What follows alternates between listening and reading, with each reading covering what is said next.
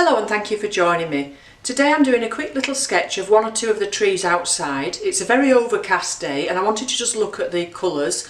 We're halfway through August now, but it's very autumnal feeling and one or two of the trees are just starting to turn, so there's quite a lot of yellow in there.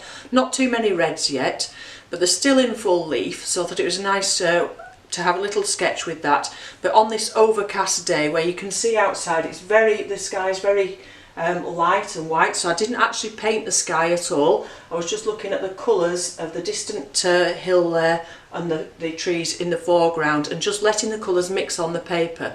So as many of the colours as possible I mixed to begin with. I did have to mix one or two later on, and I didn't use very many colours at all, and I will list those on the video as well, the colours that I used.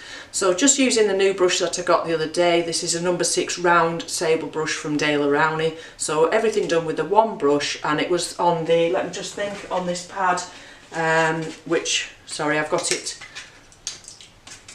clipped there. So I just use these bulldog clips actually to clamp my paper down. And that one's just a little, I mean, it's only a sort of an A5 size Fabriano watercolour one. So it's a cold press one, and I don't usually use cold press. You'll notice I use a lot of hot press paper, particularly in my own works. I tend to use the hot pressed. I like the way that the paint moves across the very smooth hot press paper, but with this one the colours have merged much more, and I thought that was nice because of the type of day that it is. It's very misty, hazy, although having said that it's very warm still, so it does feel more autumnal, but it is still very warm.